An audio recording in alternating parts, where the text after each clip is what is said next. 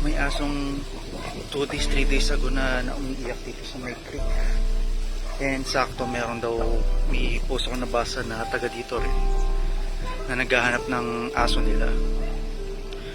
Kapon ko pa ito tinatry na puntahan kaso hindi ko siya makita. So ngayon na nakakita sa may bubong. Ngayon natin siya nakita. Nandito siya. Nandito siya, may hindi kita kasi madilim. Pero ayun siya. Medyo kahawig niya yung aso na nandun sa may post mo nahanap from phase 8 and nasa phase 3 araw. So medyo malayo-layo rin. And halos walang access dito sa may creek, sa may likod.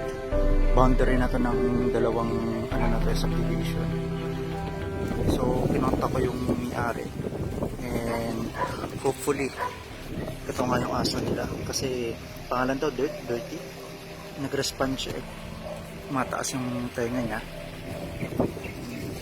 Sana nga ito na yun para ma-reunite na siya sa kanyang human. Ang hirap nyo mawalan ng laga. So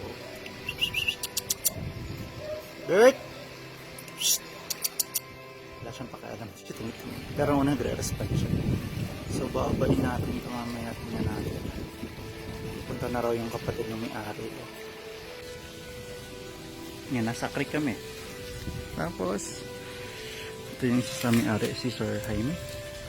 And inabol na namin si Dirt dito malapit sa may tulay. Dulo ng creek.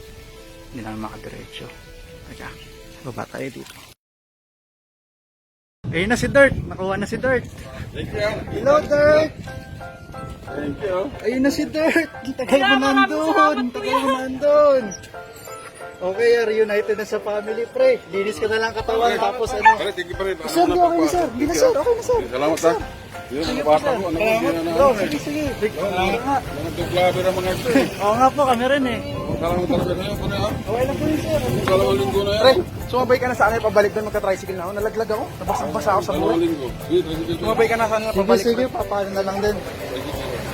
Success! Grabe na mga anak ko na yan. Anak yan, anak. Binulabog yung mga...